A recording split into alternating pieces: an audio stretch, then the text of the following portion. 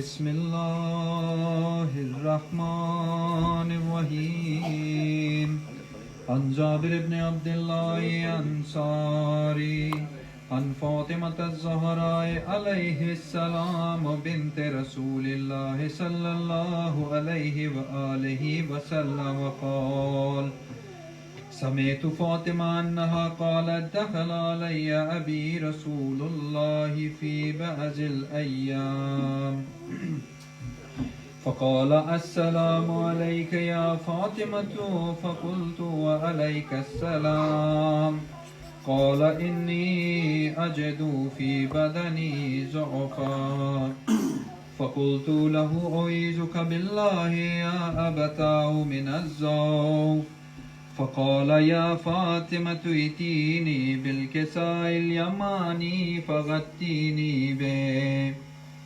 فأتيته بالكساء اليماني فغطيته به وسرت أنظر إليه وإذا وجهه يتلألأ كأنه البدر في ليلة تمامه وكماله فما كانت إلا ساعة وإذا بولد الحسن قد أقبل وقال السلام عليك يا أمه فقلت وعليك السلام يا قرة عيني وثمرة فؤادي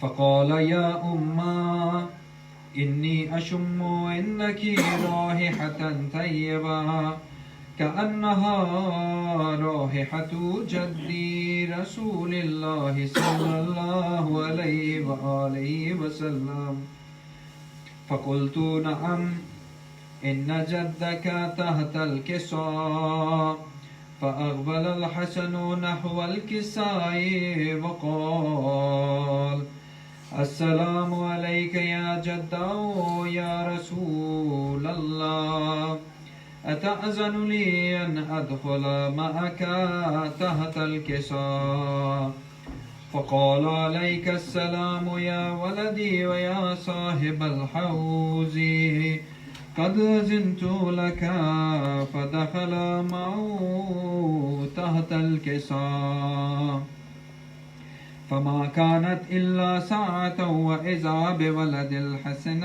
قد أقبل السلام عليك يا أمه فقلت وعليك السلام يا ولدي ويا قرة عيني وثمرة فؤادي فقال لي يا أمه إني أشم عندك رائحة طيبة كأنها رائحة جدي رسول الله صلى الله عليه وآله وسلم فقلت نعم إن جدك وأخاك تحت الكساء فدنا الحسين نحو الكساء وقال السلام عليك يا جدا السلام عليك يا من اختاره الله أتأذن لي أن أكون معكما تحت الكساء فقال عليك السلام يا ولدي ويا شافع أمتي قد أذنت لك فدخل معهما تحت الكساء فأقبل عند ذلك أبو الحسن علي بن أبي طالب وقال السلام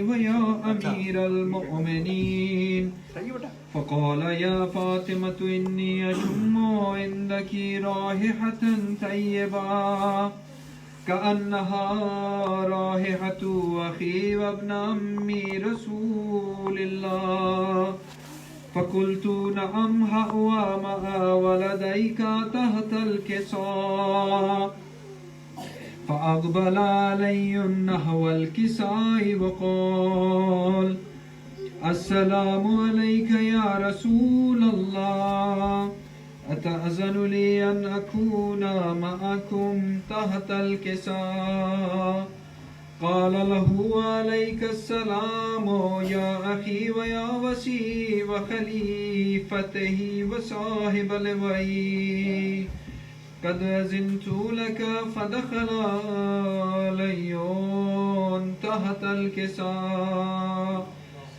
ثم أتيت نحو الكساء وقلت السلام عليك يا أبتا يا رسول الله أتأذن لي أن أكون معكم تحت الكساء قال عليك السلام يا بنتي ويا بزعتي قد أذنت لك فدخلت تحت الكساء فلما اكتملنا جميعا تحت الكساء أخذ بي رسول الله بطرفي الكساء وأومع بيده اليمنى إلى السماء وقال اللهم إن هؤلاء أهل بيتي وخاصتي وهامتي لحمهم لحمي ودمهم دمي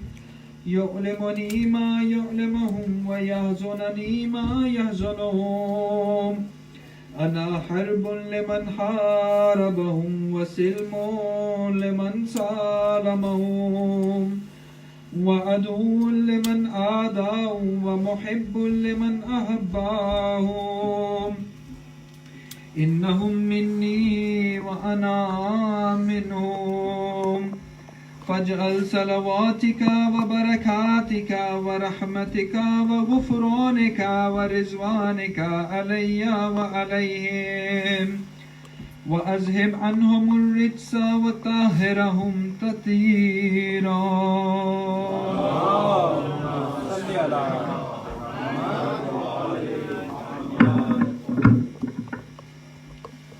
فقال الله عز وجل يا ملائكتي ويا سكان سماواتي إني ما خلقت سماء مبنيا ولا رزا مدهيا ولا قمرا منيرا ولا شمسا مزيا ولا فلكا يدور ولا بحرا يجري ولا فلكا يسري إلا في محبتي هؤلاء الخمسة الذين هم تحت الكساء.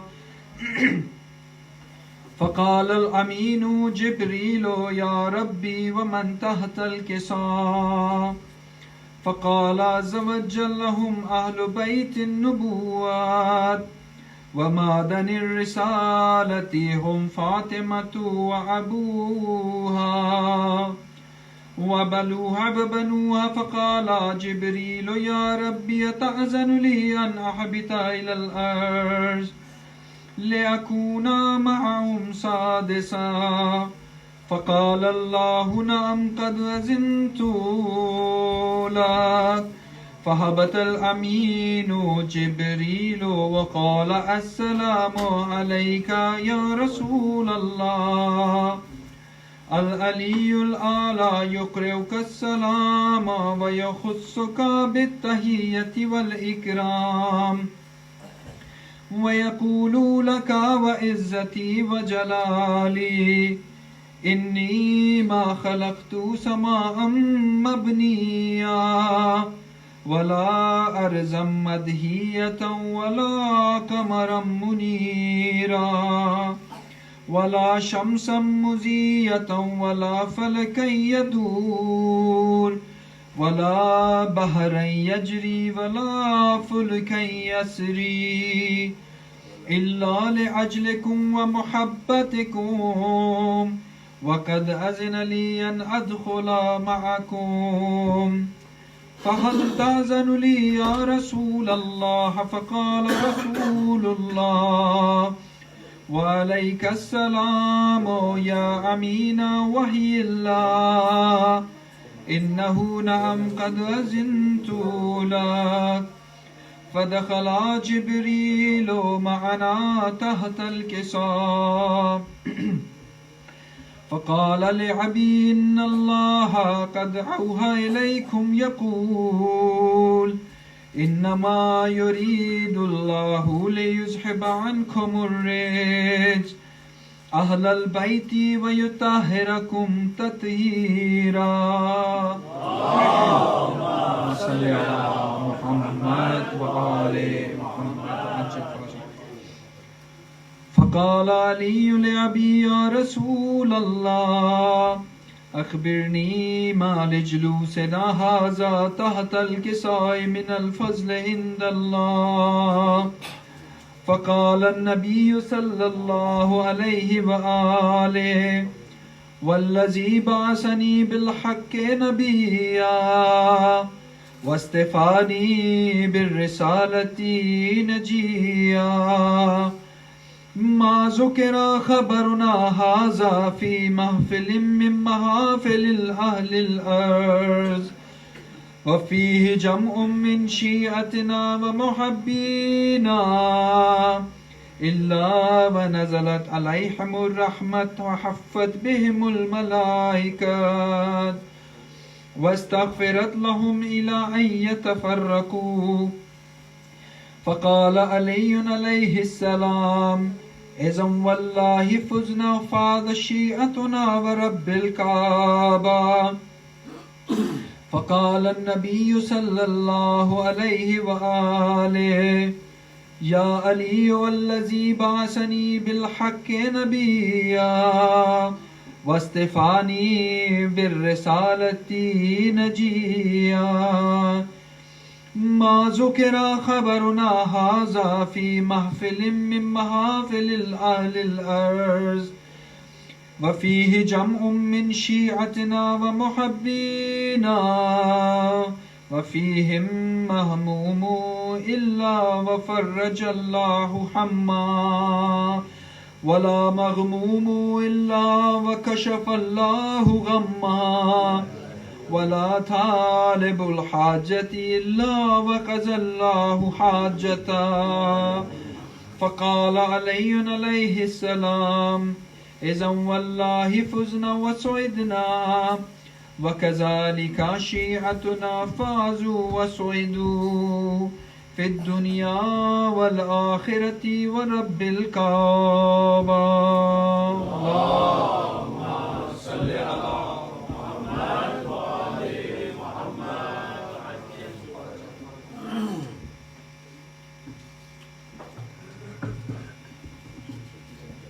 بارے دیگر نعرہ سلوات.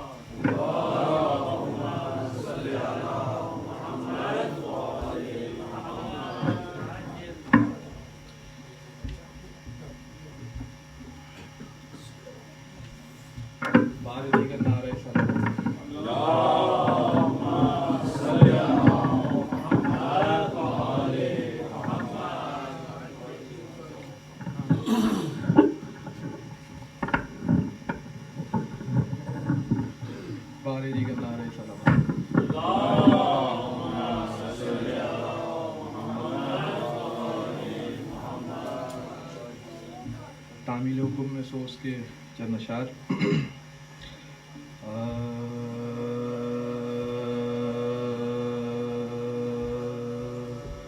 فرش مجلس پر فاطمہ زہرا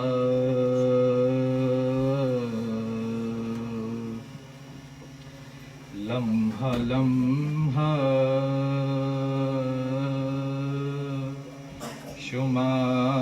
شمار کرتی ہیں. فرش مجلس پر فاطمہ زہرا لمحہ لمحہ شمار کرتی ہیں.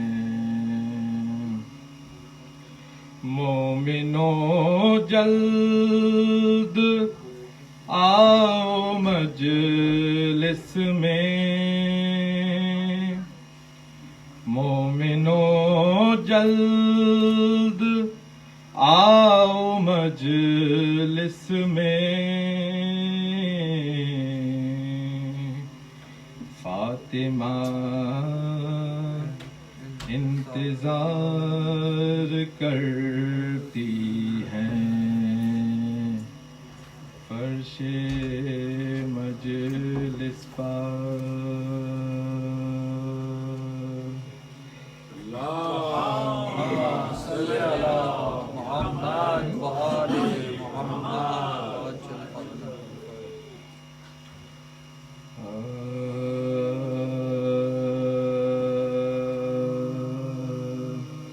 جب چلے یثرب سے سبت مصطفیٰ سوئے راہ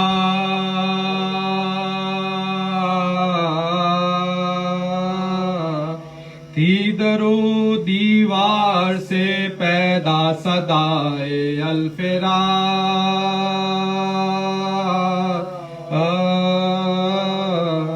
جب کے روزے پر گئے رخصت کو باسد اشتیاق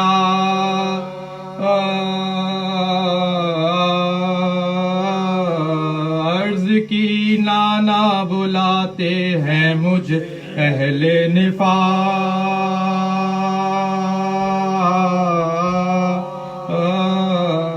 ہو گیا دریافت یہ خط کے کرینے سے کرتے ہیں ظالم جدا اس دم مدینے سے مجھے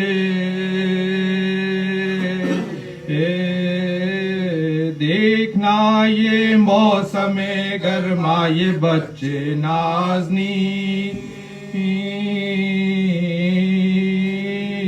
دھوپ کی شدت یہ ریگستان ہے اور جلتی زمین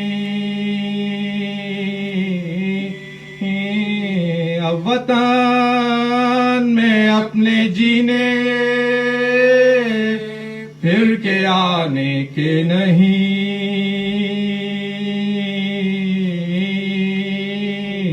آپ کا روضہ کہیں ہوگا میرا مرکز کہیں آپ کا روضہ کہیں ہوگا میرا مرکز کہیں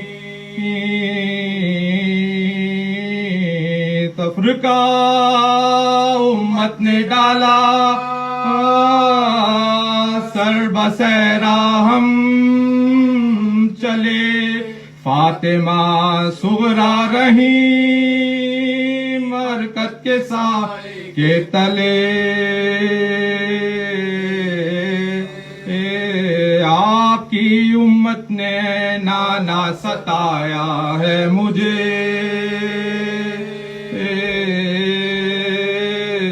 دم غنیمت روضہ اقدس کا سایہ ہے مجھے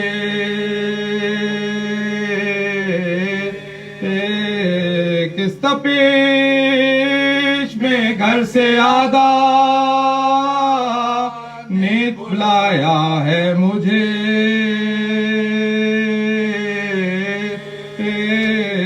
تربت عالی کی خدمت سے چھڑایا ہے مجھے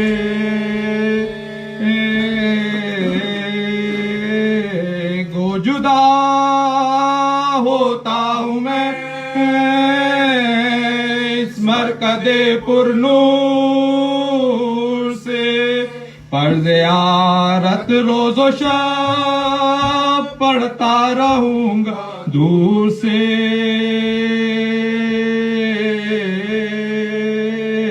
اے میرے لفظ جگر ایسی جگہ ہے کربلا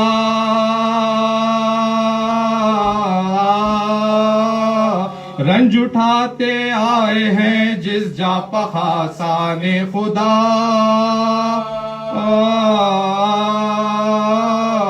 حضرت آدم نے ٹھوکر کھائی خوپا سے بہا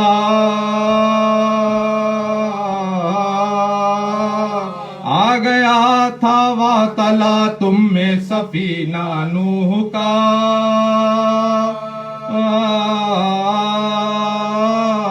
مورد آفات وہ جا اے میرے دل خواہ ہے، اور خصوصاً وہ جگہ تیری تو وعدہ گاہ ہے، پاس میں مل کے رہوں گا زینب و کلثوم کے، پاس میں مل کے رہوں گا زینب و کلثوم کے، ساتھ گھوڑے کے چلوں گا اکبر مظلوم کے،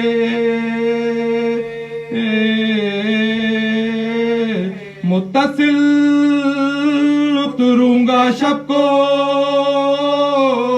قاسم مغموم کے،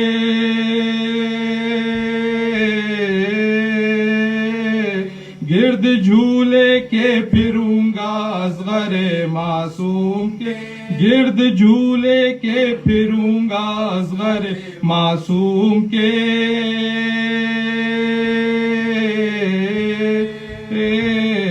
دن کو تو آفت سہوں گا دھوپ کی اور راہ کی، رات کو دوں گا میں چوکی خیمہ و خرگاہ کی،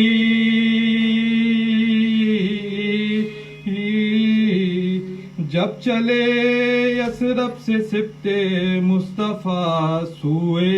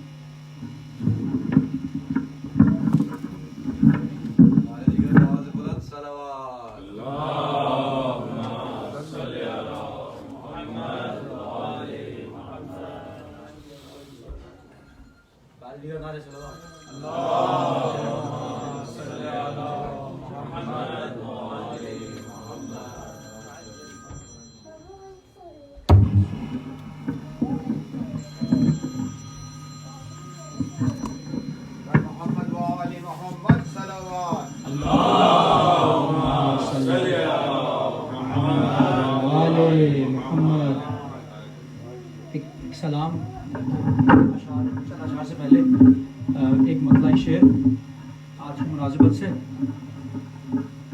عظمت محمد و آل محمد اور امام حسین علیہ السلام پر مل جل کر صلوات پڑھیے گا۔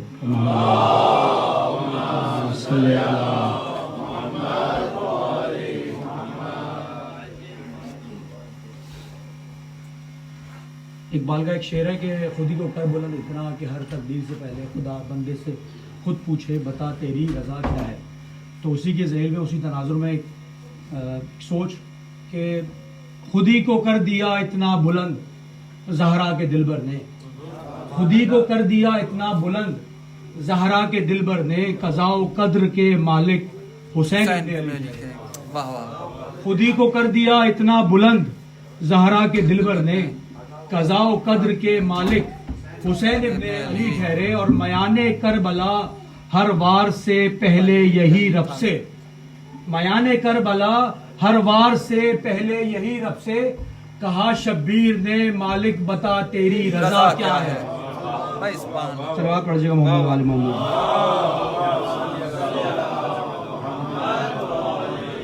پر محمد و اہل بیت محمد بلندتر صلوات۔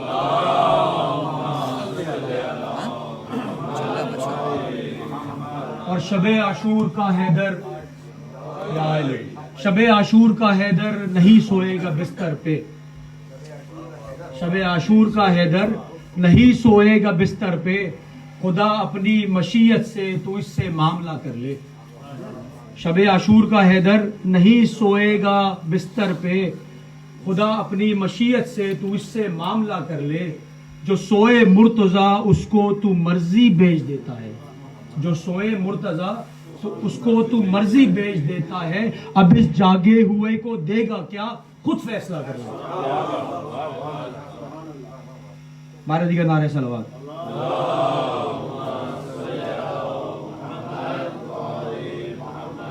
آج کے دن کی مناسبت سے تازہ منقبت اور سلام کی چند اشعار آپ لوگوں کی سماعتوں میں نظر مل جل کر ابو الفضل عباس علیہ السلام کی عظمت و بلندی کے لیے صلوات پڑھ دیجیے. محمد وعلی صلی اللہ محمد وعلی. بارہ دیگر نعرہ صلوات.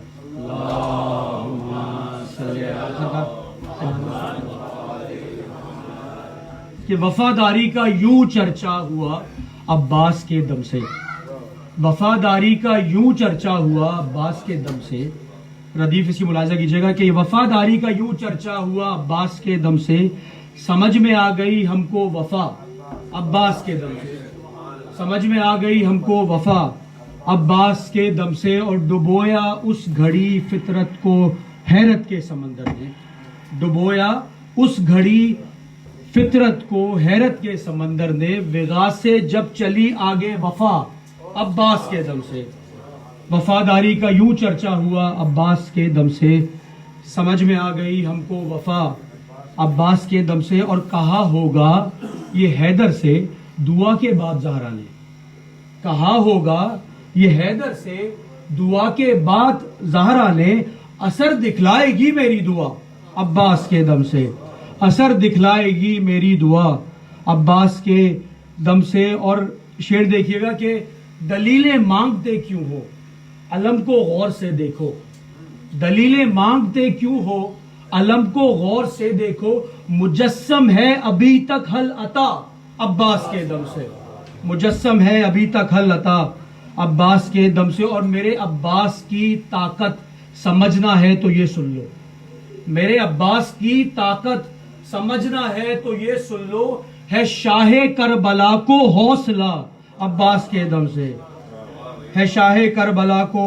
حوصلہ عباس کے دم سے. اور یہ ایک منظر آپ لوگوں نے سب نے سنا ہے، یہ میری ایک سوچ ہے جو میں نے اس شعر میں پیش کرنے کی کوشش کی ہے کہ مولا نے پانی کیوں نہیں پیا. اس کا ایک شاید یہ بھی ریزن ہو سکتا ہے. صلوات پڑھیے گا محمد والے محمد.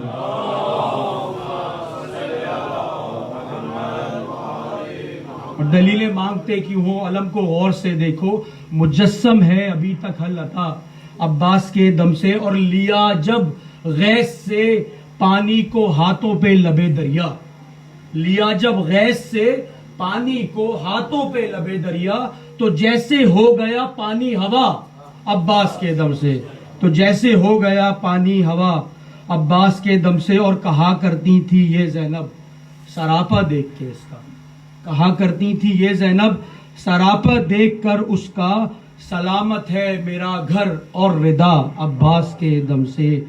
اور ذرا سی دیر میں بچوں ختم یہ تشنگی ہوگی، ذرا سی دیر میں بچوں ختم یہ تشنگی ہوگی، سکینہ کو بڑا ہے آسرا عباس کے دم سے. اور سر عباس نیزے سے یہی گر گر کے کہتا تھا، سر عباس نیزے سے یہی گر گر کر کہتا تھا، بچانا گھر نہ زینب کی ردا عباس کے دم سے. اور در عباس پر ہادی دعا یہ مانگنا جا کر، در عباس پہ ہادی دعا یہ مانگنا جا کر، تجھے مل جائے زہرا کی رضا عباس کے دم سے. بر محمد والے محمد بلندر صلوات.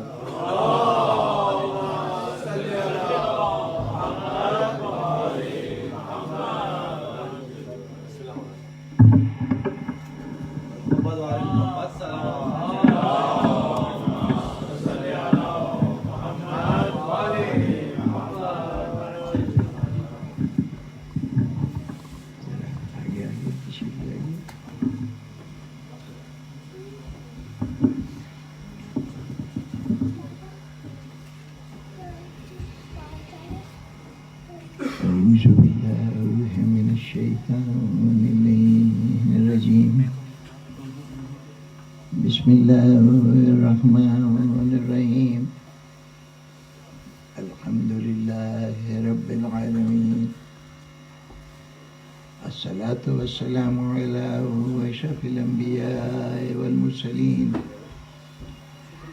وعلى آله وعترته وأهل بيته الطيبين الطاهرين المعصومين. أما بعد فقد قال الله تعالى وتبارك في محكم كتابه المبين قوله الحق بسم الله الرحمن الرحيم لا تحسبن الذين قتلوا في سبيل الله أموات بل أحياء وعند ربهم يرزقون. صلوات.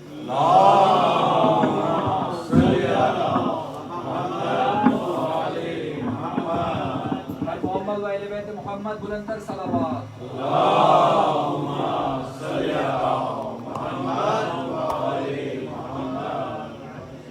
سامعین محترم، سورہ آل عمران کی مشہور آیت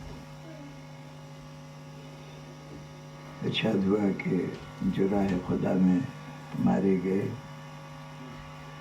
ان کو مردہ نہ گمان کرو، وہ زندہ ہیں اور اپنے رب کی طرف سے رزق پاتے ہیں.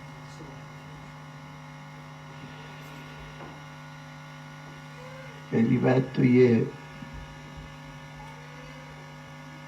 کہ اس سے پہلے سورہ بقرہ میں بھی یہ ارشاد ہوا تھا، وہاں کہا گیا تھا لا تقولوا لمن یقتل فی سبیل اللہ اموات.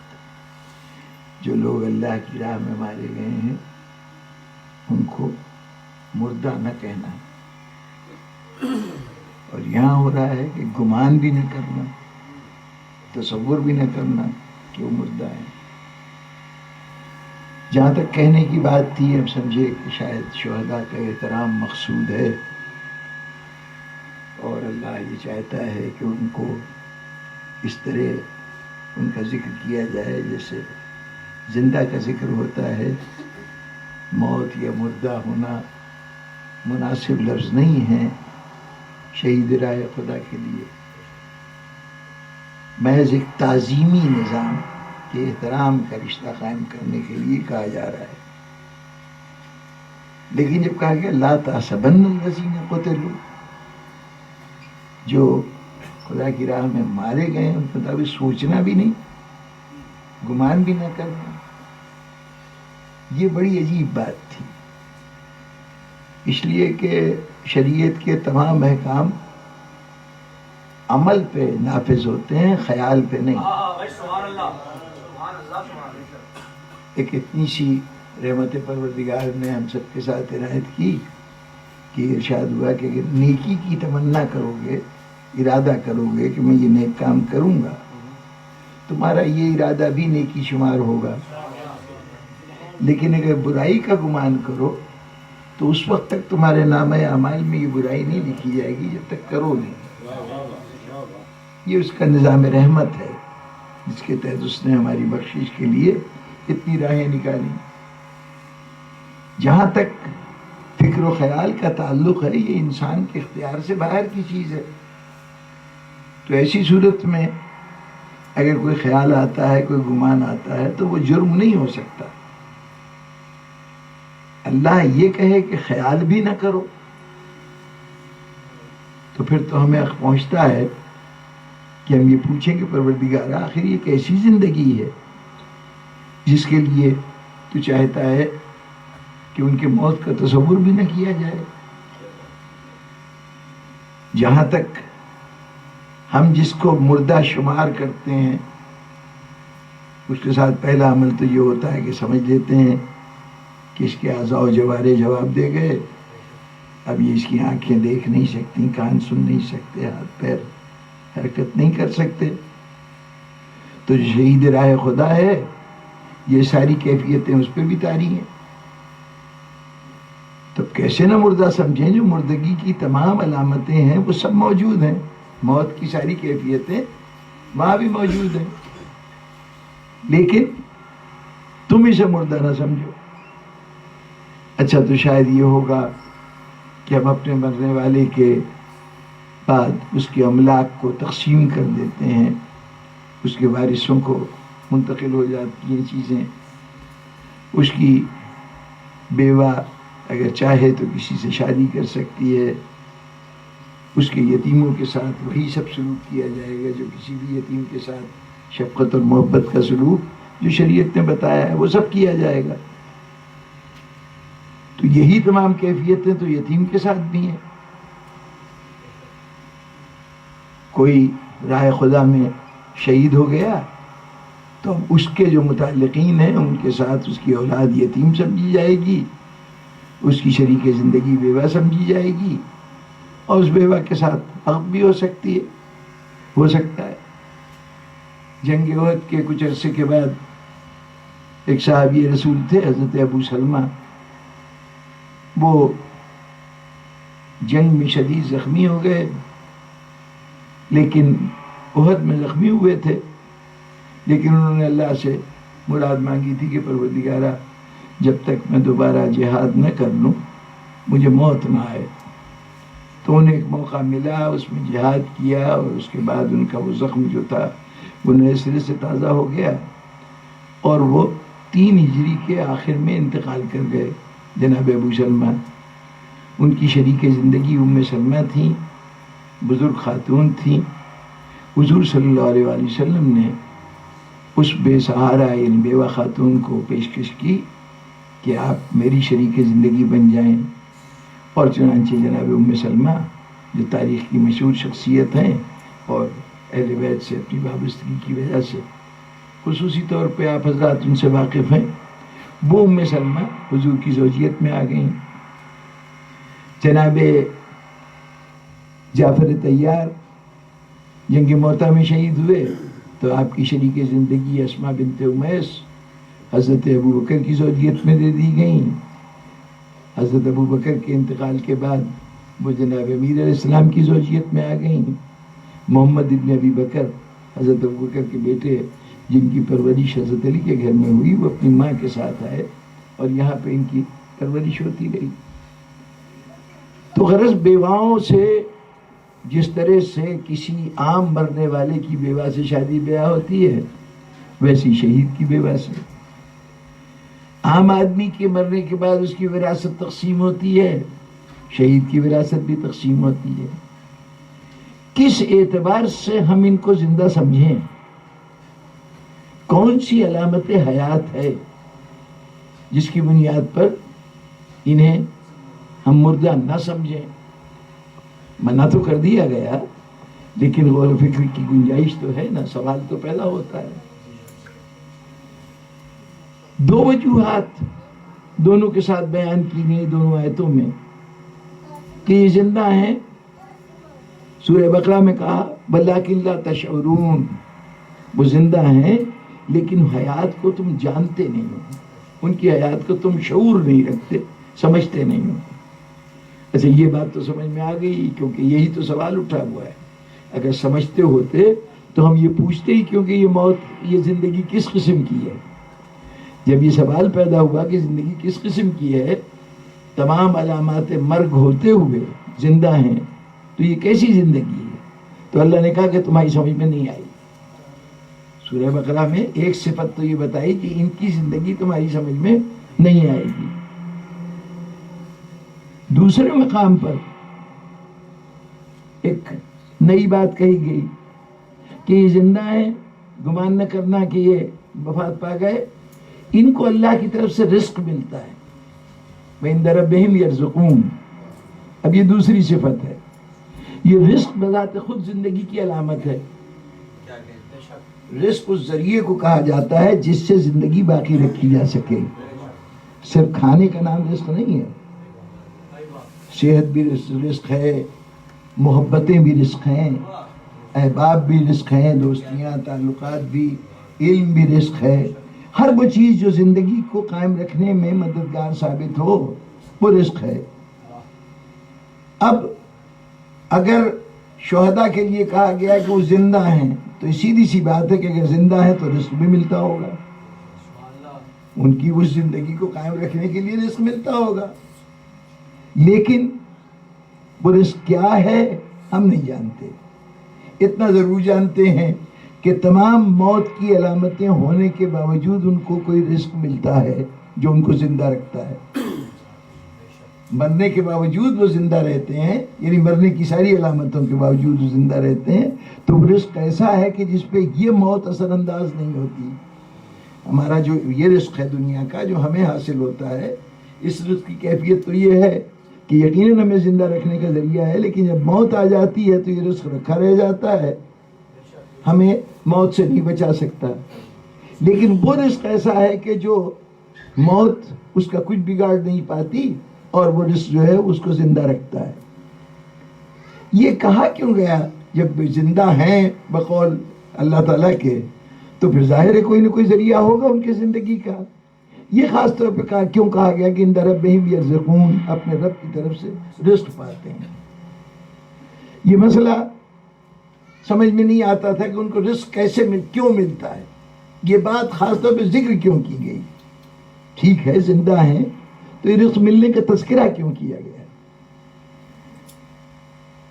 ایک اور مقام پر تذکرہ ہوا سورہ بقرہ میں.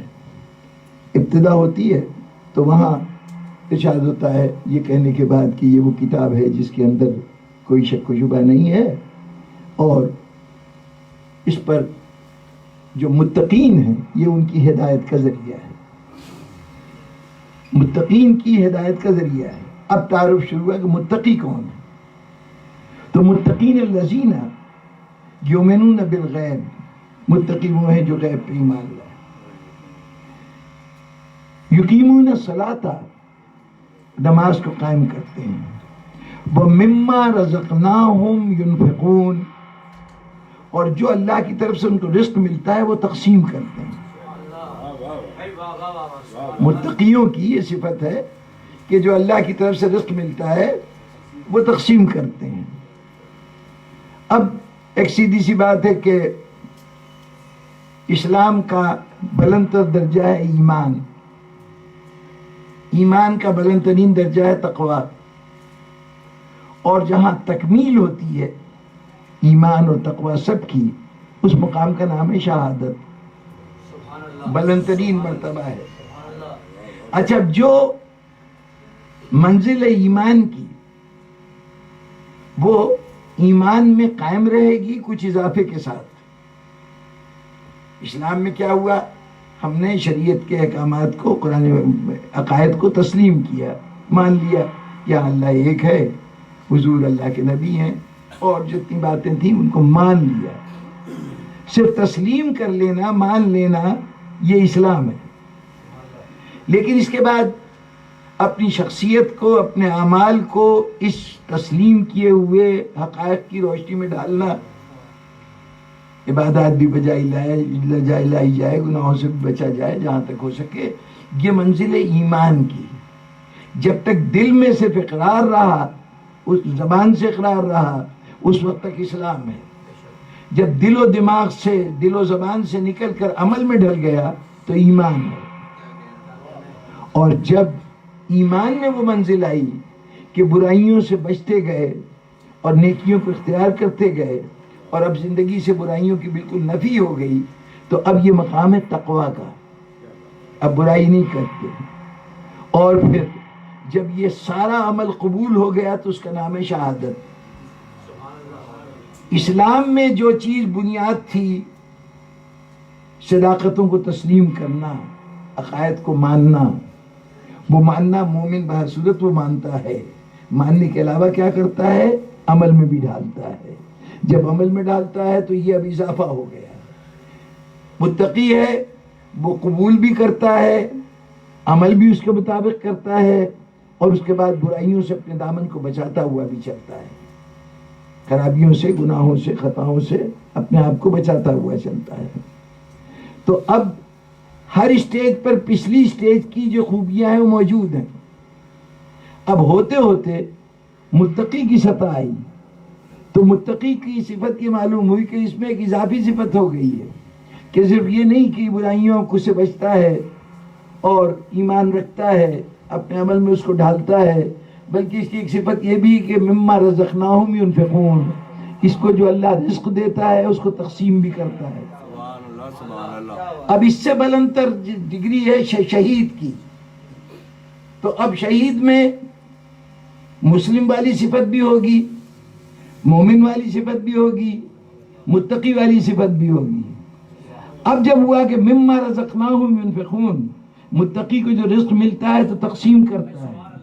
اب شہید کے لیے کہا گیا عند ربہم یرزقون, وہ اپنے رب کی طرف سے رزق پاتے ہیں. اس کا مطلب ہے کہ شہید کو جو رزق ملتا ہے اس کو تقسیم کرتا ہے, اس کو تقسیم کرے گا. اور جب وہ تقسیم کرے گا تو اب سمجھ میں آیا کہ اس کو زندہ ماننے کا کیا مطلب ہے. اس کو زندہ ماننے کا مطلب یہ ہے کہ اس کے بظاہر ہاتھ پیر نہیں چل رہے, اعضائے بدن ایکٹیو نہیں ہیں, وہ بظاہر بول چال نہیں سکتا, نگاہیں اس کی بظاہر نہیں دیکھ سکتی, لیکن تم ان چیزوں کو سمجھتے تھے کہ یہ اس کی زندگی کی علامت ہیں. اس کی زندگی کی علامت یہ ہے کہ جو اللہ کی طرف سے رزق مل رہا ہے اس کو وہ تقسیم کر رہا ہے.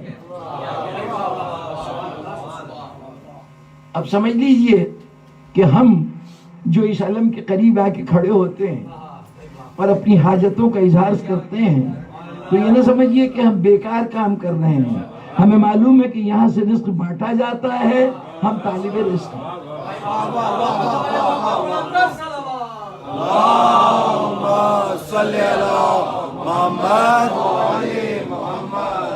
اور یاد رکھیے جو رزق ملتا ہے وہ تقسیم کرتے ہیں. ہمیں جو دنیا میں رزق ملتا تھا اس رزق کی صفت صرف اتنی تھی کہ اگر حیات ہے تو وہ رزق کام آ رہا ہے, اگر ملک الموت آ گیا, روح قبض ہو گئی, تو اب زندگی کا کوئی تصور, اب اس رزق کا کوئی فائدہ نہیں. کھانا رکھا رہے گا, دولت رکھی رہے گی, آسائشیں, دوست, احباب, نعمت, علم, سب کچھ کام نہیں آئیں گے, سب سے سلسلہ ختم ہو جائے گا. یہ ایک عجیب و غریب زندگی ہے شہید کی کہ اعضائے بدن بظاہر بے حس ہیں, لیکن وہ دیکھتا بھی ہے, سنتا بھی ہے, زندہ ہے نا. ہماری آنکھیں مجبور تھیں کہ جہاں ہیں وہاں دیکھیں, اس کی آنکھیں جگہ کی پابند نہیں ہیں, وہ جہاں چاہے دیکھ سکتا ہے, تبھی تو زندہ ہے نا, علامات حیات ہیں. اب اس کی زندگی وہ ہے کہ جسم کا وجود قائم نہ رہے, اعضائے بدن ٹکڑے ٹکڑے ہو جائیں, پھر بھی یہ زندہ ہے. تو وہ زندگی جو جسم کی محتاج نہ ہو, یہ وہ زندگی عطا کرتے ہیں. وہ زندگی جو موت کے ہاتھوں شکار نہ ہو, وہ زندگی عطا کرتے ہیں. جاویداں, دائمی, ہمیشہ رہنے والی یہ زندگی شہید کو اس کے رزق سے مل رہی ہے. اس کی زندگی جاویدانی ہے نا, وہی تقسیم کر رہا ہے. تو جس کو حیات عارضی کے مقابلے میں حیات ابدی کی تلاش ہو, وہ اس در کے اوپر آ کے طلب کرے.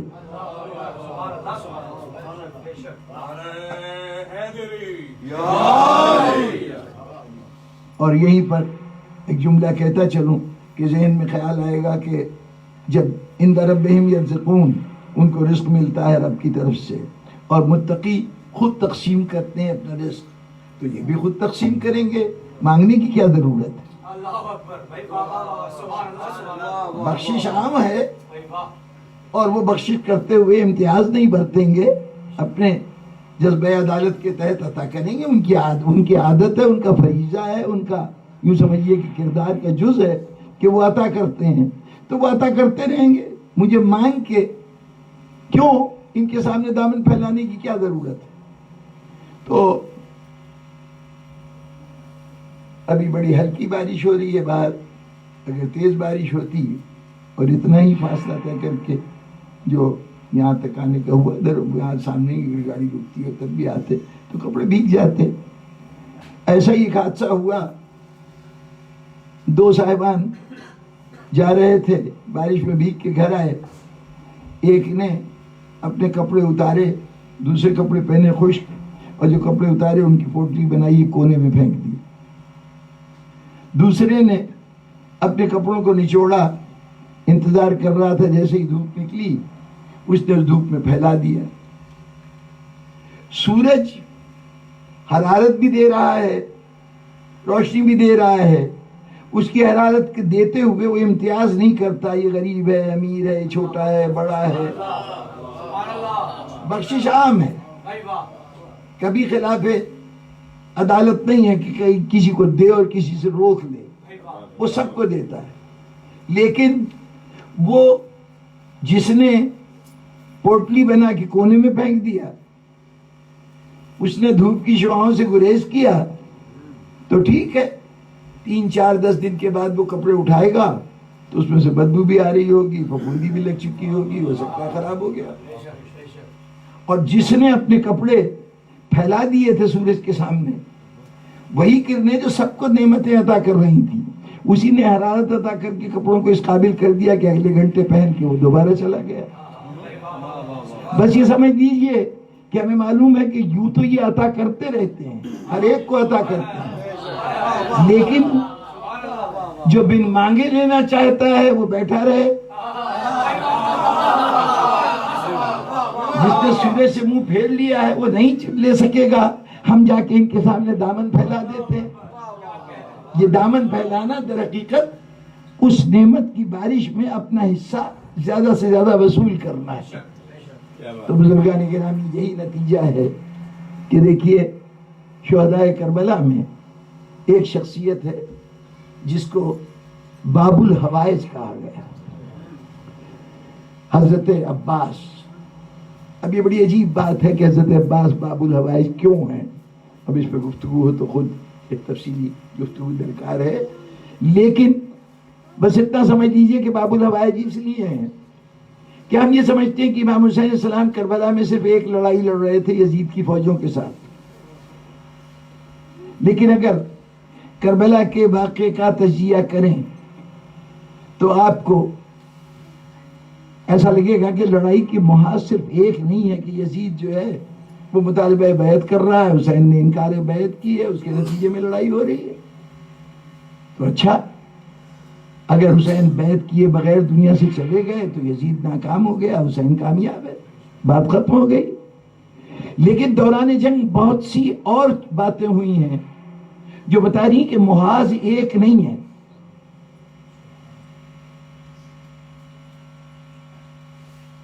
حضرت علی اصغر کا پانی طلب کرنا، جواب میں ان کے گلے میں تیر کا پیوست ہو جانا، اس مسئلے میں بیعت کہاں ہے؟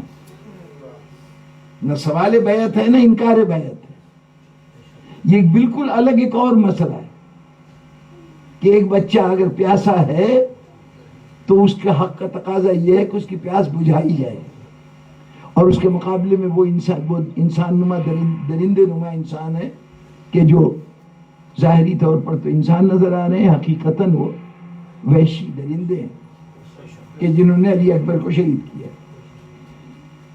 حضرت عباس جو فوج کے سپہ سالار ہیں، لڑنے کے لیے میدان میں جا رہے ہیں، بظاہر کہا جائے گا لڑنے کے لیے جا رہے ہیں، لیکن امام حسین علیہ السلام نے کتنا پابند کر دیا ہے، ایک ہاتھ میں علم ہے، ایک ہاتھ میں مشکیزہ ہے۔ عباس بچوں کے لیے پانی کی سبیل کرو۔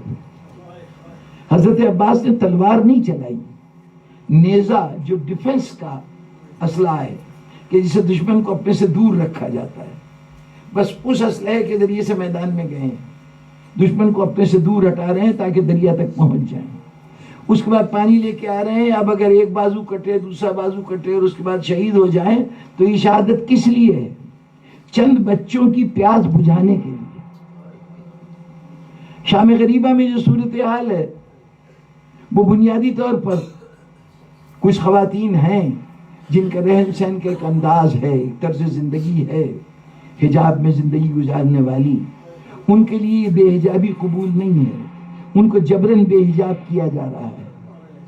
یہ وہ بنیادی انسانی مسائل ہیں، انسانی حقوق کا معاملہ ہے جو کربلا کے اندر درپیش ہیں۔ امام حسین علیہ السلام ان انسانی حقوق کے لیے لڑ رہے ہیں۔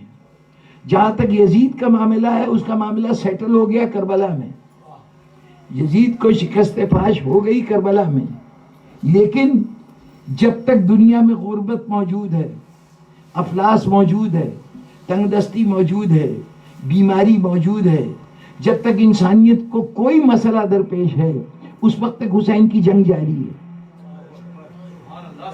انسانی مسائل کے لیے لڑ رہا ہے نا، وہ انسانی مسائل کے لیے لڑ رہے ہیں نا. یہ پیاس انسانی مسئلہ ہے. یہ پردے کا تحفظ، اپنے طرز زندگی کا تحفظ، آزادی رائے کا تحفظ، اپنے رائے کے اظہار کے حق کا تحفظ، یہ وہ بنیادی حقوق ہیں جس کے لیے ساری جنگ ہو رہی ہے. تو اب اگر یہ سب حقوق حاصل نہ ہو تو جنگ ختم ہو جائے تو جنگ ادھوری رہے گی. اسی لیے ضروری ہے کہ میدان کربلا سجا رہے. اور جب سجا رہے تو دو قسم ہوتی ہے میدان میں جانے والے کی. رائے خدا میں جو لڑنے نکلتے ہیں اگر اپنی جان کو قربان کر دیں تو شہید کہلاتے ہیں. اگر میدان میں کامیاب رہیں یا جنگ میں مصروف رہیں تو غازی کہلاتے ہیں. حسین نے سارے سپاہیوں کو تو شہید ہونے دیا، خود بھی شہید ہو گئے، لیکن ایک کو غازی بنا دیا. وہ قیامت تک میدان جہاد میں کھڑا ہوا ہے اور انسانی مسائل سے نمٹ رہا ہے.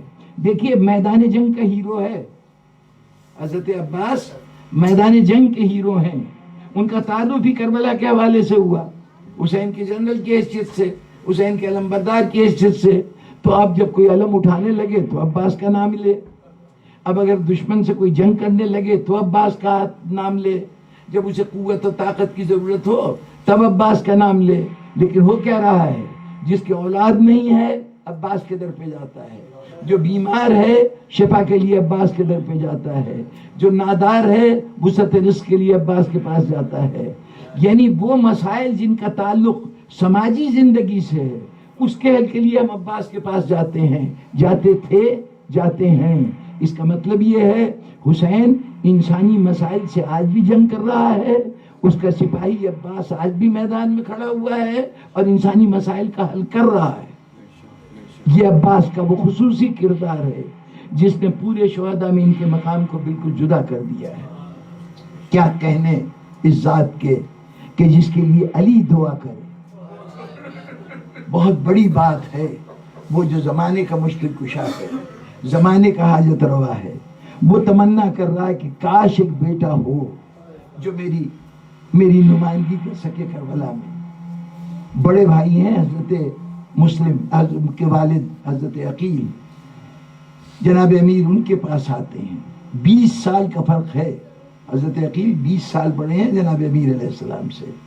اب بڑے بھائی سے سعادت مندانہ انداز میں کہہ رہے ہیں بھائی میں چاہتا ہوں کہ کسی ایسے خاندان میں شادی ہو کہ جس کا بیٹا اتنا جری اور بہادر ہو کہ میری ان تمام صفات کا وارث ہو سکے جو ناصر رسول کی حیثیت سے اللہ نے مجھے عطا کی. یعنی وفا بھی ہو، اس میں جرت بھی ہو، بازو میں طاقت بھی ہو، مسائل کا سامنا کرنے کی صلاحیت بھی ہو، صدمات کو برداشت کرنے والا مزاج بھی ہو. یہ تمنا بھائی سے ظاہر کر رہے ہیں. اب سامعین گرامی یہ بات بڑی عجیب ہے کہ وہ مولا کائنات جو کہتا ہے کہ زمین و آسمان کے حقائق میرے سامنے ایسے ہی ہیں جیسے کھلی ہوئی ہتھیلی کسی کے سامنے ہو. میرے لیے کسی سوال کے جواب دینے میں کوئی پس و پیش نہیں ہے. کیا علی نہیں جانتے کہ کون سا قبیلہ اور کس قبیلے کی خاتون وہ عظمت رکھتی ہے کہ اس سے علی ابن ابی طالب کا رشتہ ہو؟ اس میں ایک پہلو تو ہم سب کی زندگی کے لیے درس کا سامان ہے کہ چھوٹا بھائی اپنے شادی بیاہ کے مسئلے کو اپنے بڑے بھائی کے سپرد کر رہا ہے، وہ جو عمر میں بہت زیادہ ہے. مقصد کیا ہے؟ بتانا ہے کہ دیکھو یہ عمر کا وہ دور ہوتا ہے کہ جہاں تمہیں فیصلہ کرنے میں تمہاری نگاہیں صرف جذبات کو سامنے رکھتی ہیں، تم بہت سی صداقتوں کو فراموش کر دیتے ہو. تمہیں آنے والے زندگی کے نشیب و فراز میں جس ساتھی کی ضرورت ہے تم اس کے بجائے اس ساتھی کی تلاش میں ہو جو تمہاری اس نوجوانی میں تمہارے اس نوجوانی کا جواب بن سکے، ضرورتوں کو پورا کر سکے. نتیجتاً ان جذبات پہ تم دھوکہ بھی کھا سکتے ہو.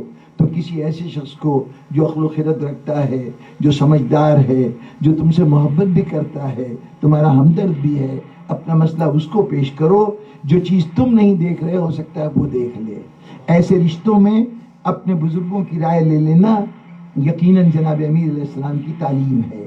یہ تو ایک پہلو ہے بزرگان محترم جو طرز امیر المومنین کا ایک تقاضا ہے. لیکن ایک اور تقاضا خاص طور پر اس صورتحال میں ہے. دیکھیے امر بالمعروف کرنا، نیکی کی طرف دعوت دینا، یہ ایک شرعی فریضہ ہے. لیکن جہاں صورت احوال یہ ہو جائے کہ اس کو دعوت دینی ہو جو رتبے میں مرتبے میں ہم سے بہت بلند ہو، عمر میں بہت بلند ہو، لحاظ ہو، اس کے سامنے بات ہمیں کرنے کا حق نہ ہو، کسی بزرگ کو ذرا کہہ کے تو دیکھیے نا کہ آپ یہ کام کیجئے، تو وہ کہے گا تمہیں شرم نہیں آتی، میں اس عمر کا آدمی ہوں، تم مجھے ہدایتیں دے رہے ہو، مجھے پڑھا رہے ہو، میں نے تم سے زیادہ دنیا دیکھی ہے، میں نے بہت تجربات برداشت کیے ہیں۔ ایسے موقع پر کیسے امر بالمعروف کیا جائے، کیسے امر بالمعروف کیا جائے؟ ایک صورت یہ بھی ہوتی ہے کہ نیکی کو اس انداز سے پیش کیا جائے کہ دوسرے کے دل میں خود رغبت پیدا ہو کہ کاش میں بھی یہ نیکی کروں۔ اب حضرت عقیل چاہے بڑے بھائی ہیں لیکن اپنے چھوٹے بھائی کے مقام و منصب سے واقف ہیں، اس کے علم کی وسعتوں سے واقف ہیں، اسلام میں اس کے مقام اور حیثیت سے واقف ہیں۔ جب علی آ کے کہتے ہیں کہ بھائی میں ایک ایسے گھر میں شادی کرنا چاہتا ہوں کہ جہاں کوئی ایسی خاتون ہو کہ جس کا فرزند جرأت مند، باہمت، باوفا ہو، تو اب گویا دوسرے لفظوں میں کیوں چاہیے ایسا فرزند، کیوں تلاش ہے؟ اس لیے کہ معرکہ ہونے والا ہے کربلا، اس وقت میں موجود نہیں رہوں گا، وہاں پر رسول کا وارث حسین موجود ہوگا، سیدہ کی وارث زینب موجود ہوگی، میرا کوئی نمائندہ نہیں ہوگا، تو کوئی تو ہو جو میری نمائندگی کر سکے۔ عقیل نے سنا یہ کون کہہ رہا ہے؟ علی کہہ رہا ہے، وہ صاحب علم و خرد علی، وہ علی جس کے اپنے اعمال اتنے ہیں کہ ایک ضربت اس کی عبادت ثقلین سے افضل ہے، اس کے باوجود تمنا کر رہا ہے کہ کربلا میں میرا بھی حصہ ہو جائے۔ جس کے پاس نیکیوں کی، ثواب کی، امر خیر کی کوئی کمی نہیں ہے، وہ کہہ رہا ہے کہ کاش میں بھی کربلا میں شامل ہو جاؤں۔ تو اب سیدھی سی بات ہے کہ فوراً دل میں خیال ہوگا کہ کربلا کون سی ایسی چیز ہے جس میں شامل ہونے کا جذبہ اتنا شدید ہو۔ تو میرا تصور کہتا ہے کہ جب حضرت علی نے یہ فرمائش کی ہوگی کہ ایسے بچے کی ضرورت ہے جو کربلا میں کام آ سکے، اسی وقت عقیل نے کہا ہوگا پروردگارا اگر کربلا میں جانا اتنی ہی اہمیت کا حامل ہے تو مجھے بھی ایک بیٹا عطا کر دے۔ تجھے واسطہ ہے اس بیٹے کا جس کا واسطہ علی لے رہے ہیں، واسطہ ہے اس بیٹے کا جس کی دعا علی مانگ رہے ہیں کہ مجھے ایک فرزند عطا کر دے۔ کم و بیش ایک سا سن ہے حضرت مسلم کا اور حضرت عباس کا، اگر آپ غور فرمائیے تو ان دونوں کو میدان جہاد میں، یہ دونوں، حضرت عباس کی قبر سرزمین کربلا پہ جو کبھی فرات جہاں بہتی تھی، جہاں وہ نہر القمہ بہتی تھی، اس کے کنارے جناب عباس کا روزہ تھا۔ اب وہ نہر کا وجود ختم ہو چکا ہے وہاں پہ، تو اب اس جگہ پہ ان کا روزہ تھا۔ جناب مسلم کا روزہ شہر کوفہ میں، مسجد کوفہ کے گوشے میں، مسجد کوفہ سے باہر ایک کونا ہے، اس میں حضرت مسلم کی قبر ہے، حضرت مسلم کی بھی قبر ہے، اور وہ جو حضرت مسلم کا میزبان تھا ہانی ابن عروہ، اس کی بھی قبر وہیں پہ ہے۔ بہرطور جب زیارت حضرت عباس پڑھتے ہیں تو پہلا جملہ ہے، یہ معصوموں سے منسوس زیارت ہے، تو پہلا جملہ ہے السلام علیکہ یا عبد الصالح، اے مرد صالح آپ پر ہمارا سلام ہو، اے خدا کے وہ بندے جو صالح نیک بندہ ہے آپ پہ ہمارا سلام ہو۔ جب ہم کوفہ پہنچتے ہیں اور مسلم کی زیارت پڑھتے ہیں تو پہلا جملہ دیکھتے ہی چونک پڑتا ہے انسان کہ وہاں بھی یہی جملہ السلام علیکہ یا عبد الصالح۔ دونوں میں بڑی غیر معمولی مشابہت ہے، دونوں نے جنگ کی تنہا کی، عباس گئے تو اکیلے میدان میں گئے، مسلم گئے تو اکیلے میدان میں گئے۔ ہاں ایک فرق تھا کہ عباس گئے تو کم از کم حسین دیکھنے والے تو تھے، داد شجاعت تو دینے والے تھے، لیکن مسلم جب میدان میں گئے ہیں، کربلا میں جہاد، کوفے میں جہاد کر رہے ہیں، خاندان کا کوئی فرد نہیں ہے جو سبحان اللہ کہہ سکے، تعریف کر سکے۔ دل میں خیال آتا ہوگا مولا حسین دیکھیے تو صحیح کہ میں کیسے آپ کی نصرت کر رہا ہوں۔ سامعین محترم، ایک اور قدر مشترک ہے دونوں میں۔ حضرت عباس کی وفا کا تقاضا تھا کہ جب دریا میں گئے ہیں، اب ظاہر پانی تک رسائی ہو گئی ہے، پانی تک پہنچ گئے ہیں، ایک طرف شریعت کا تقاضا ہے کہ زندگی اگر خطرے میں ہو تو بچانے کا کوئی موقع ہاتھ سے جانے نہ دیا جائے، اپنے آپ کو خود ہلاکت میں نہ ڈالا جائے۔ سامنے دریا موجیں مار رہا ہے، پیاس سے جان بلب ہے، بالکل یہ کیفیت بڑی مشکل مرحلہ ہے۔ ایسے موقع پر اب خدا جانے عباس نے کچھ کہتے ہیں کہ پانی اٹھایا، دیکھا اور اس کے بعد پھینک دیا۔ اے پانی تجھے میں کیسے پی لوں، جب حسین پیاسا ہے، جب حسین پیاسا ہے۔ عباس پانی تک پہنچے اور پانی نہیں پیا، پاس وفا نے پانی نہیں پینے دیا۔ یہ وفا کا تقاضا تھا کہ عباس پانی نہ پیو۔ اچھا، حضرت مسلم زخموں سے چور ہیں، ایک ان کے لیے باقاعدہ ایک یوں سمجھیے کہ ٹریپ بنایا گیا کہ ایک جگہ گھاس اور کمزور ٹہنیاں جمع کی گئیں، حضرت مسلم کو دھکیلتے دھکیلتے وہاں پہنچایا گیا اور وہ اس گڑھے میں گر گئے جہاں پہ یہ جال بچھایا گیا تھا۔ اس کے بعد ان کو گرفتار کرنا آسان تھا، ورنہ 300 آدمی گھیرے کھڑے ہوئے تھے کہ کوئی گرفتار نہیں کر پا رہا تھا۔ 2-3 دفعے فوجیں بلائی گئیں، مزید کمک بلائی گئی، لیکن حضرت مسلم کسی کے قابو میں نہیں آ رہے تھے۔ اب جو گڑھے میں گرے تو وہاں سے آپ کو نکالا گیا، گرفتار کیے گئے۔ گرفتار حالت میں ابن زیاد کے دربار تک پہنچے۔ اب کیفیت یہ ہے کہ چہرہ بھی زخمی ہے، جسم کے اوپر بھی بہت سے زخم لگے ہوئے ہیں۔ اس عالم میں ظاہر ہے کہ جب جسم سے خون نکل رہا ہو نا تو پیاس بڑھ جاتی ہے۔ پیاس کی شدت میں جب دارالامارہ میں وہ جو گورنمنٹ ہاؤس تھا اس میں جب پہنچے ہیں تو ابھی اس کے دروازے کے اوپر سامنے پانی کی سرائیاں نظر آئیں، پانی کے برتن نظر آئے۔ اب پیاسے کو اگر پانی نظر آ جائے تو پیاس اور زیادہ بڑھ جاتی ہے۔ چنانچہ اب انہوں نے کہا کہ کوئی ہے جو مجھے پانی پلا دے۔ اب یہ کربلا نہیں ہے، ابھی پانی کی پابندی نہیں ہے، اس لیے کسی نے ایک برتن میں پانی لیا، حضرت مسلم کی طرف بڑھایا۔ حضرت مسلم نے اس کو پینا چاہا تو منہ سے کچھ خون نکل کے پانی میں شامل ہو گیا۔ پانی اس قابل نہیں رہا شریعت کی روح سے کہ اس کو پیا جا سکے۔ حضرت مسلم نے پانی پھینک دیا اور کہا کہ اس کا مطلب یہ ہے کہ اب میری قسمت میں پانی نہیں ہے، مجھے پانی نہیں پینا۔ پیاسے تھے، وہ بھی پیاسا، یہ بھی پیاسے۔ وہاں پاس وفا سے پانی نہیں پیا، یہاں احترام شریعت میں پانی نہیں پیا، دونوں پیاسے دنیا سے چلے گئے۔ پھر ایک اور قدر مشترک ہے بزرگان محترم، ایک عجیب بات ہے، جہاں عزاداری ہو، کہیں بھی سلسلہ عزا ہو، وہاں تعزیہ ہو یا نہ ہو، ذوالجناح سجے ہو نہ ہو، تابوت رکھا ہو یا نہ ہو، جھولا ہو یا نہ ہو، ایک علامت ضروری ہے۔ ہر جگہ جہاں فرش عزا بچھے گی وہاں عباس کا علم ضرور ہوگا۔ عزاداری کا لازمی حصہ علم عباس ہے، یہ لازمی جز ہے جو عزاداری کے اندر شامل ہوتا ہے۔ اچھا، ایک چیز ایسی تھی کہ جو عزاداری کے جز جناب عباس کی ہے، جو ان کا ترکہ ہے، جو عزاداری کا حصہ ہے۔ ایک چیز ایسی ہے کہ وہ بھی عزاداری کا جز ہے اور وہ حضرت مسلم کا حصہ ہے۔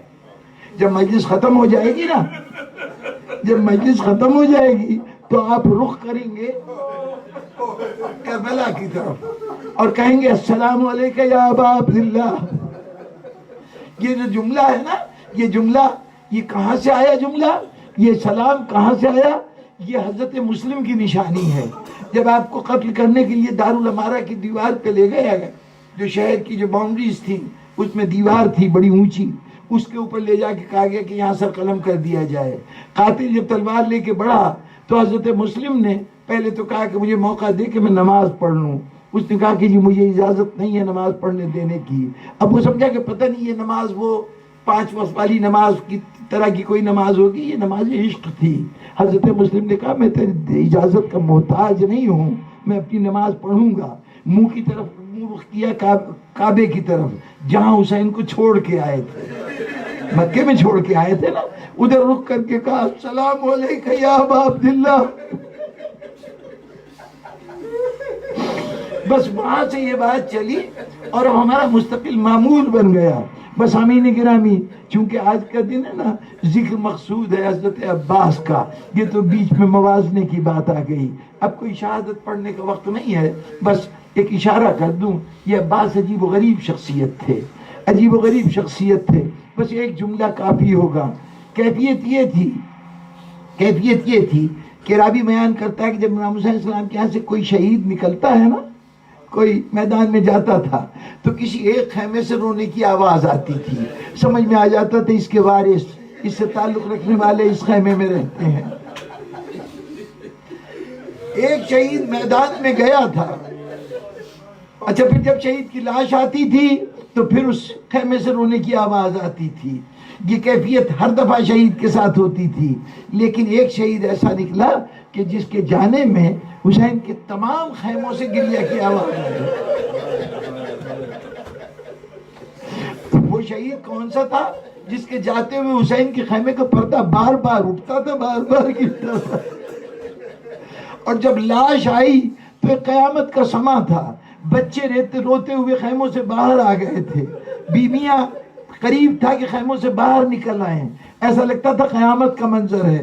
حضرت علی اکبر کی لاش جب آئی ہے تو قیامت کا سما تھا، لیکن راوی کہتا ہے کہ اس کے بعد جب عباس جانے لگا تو روتے ہوئے لوگوں کا ہجوم تھا کہ دروازے کے اوپر جمع ہو گیا، قریب تھا کہ بیویاں آ کے باہر رخصت کریں عباس کو، صدائے گریہ بلند ہوتی رہی، عباس گھوڑے پہ سوار ہو کے چلے گئے۔ کچھ دیر کے بعد جب حسین خالی علم لے کے آئے نا، راوی کہتا ہے مجھے اب توقع تھی کہ تمام خیموں سے بلند آواز آئے گی، لیکن سناٹا طاری ہو گیا، بیویوں نے رونا چھوڑ دیا، بچوں نے گریہ کرنا چھوڑ دیا، الاتش کی کوئی صدا بلند نہیں ہو رہی۔ کیا کیا جائے؟ وہ عباس باقی نہیں رہا جو عباس کی موجودگی میں بیویاں سمجھتی تھی ہمارا پردہ سلامت ہے، بچے سمجھتے تھے ہماری پیاس بجھ جائے گی۔ سیعلم الذین ظلموا ایام قریبون۔ رب العالمین ہمارے تذکرے کو قبول فرما، ہمارے گناہ صغیرہ و کبیرہ کو معاف فرما، صراط مستقیم پر ثبات قدم عطا فرما۔ رب العالمین جن گھروں میں علم حضرت عباس بلند ہیں، وہ صرف اپنی حاجت روائی نہیں بلکہ اہل دنیا کی حاجتوں کو بھی دور کرنے کا وسیلہ ہے۔ یا اللہ، اس علم کو اٹھانے کا مطلب معاشرے کے لیے مفید ترین انسان ثابت ہونا ہے۔ یا اللہ، ہمیں امام حسین کے اس مجاہد کی جو آج بھی انسانیت کے مسائل حل کر رہا ہے، اس کے نقش قدم پہ چلتے ہوئے اپنے ارد گرد کے لوگوں کے مسائل کو حل کرنے کی توفیق عطا فرما۔ یا اللہ، ہمیں آپس میں محبت اور اخوت کا سبق پڑھا دے اور ایک دوسرے کے کام آنے کے جذبے سے ہمیں سرشار کر دے۔ اللہم تقبل منا انک انت السمیع العلیم، ماتم حسین۔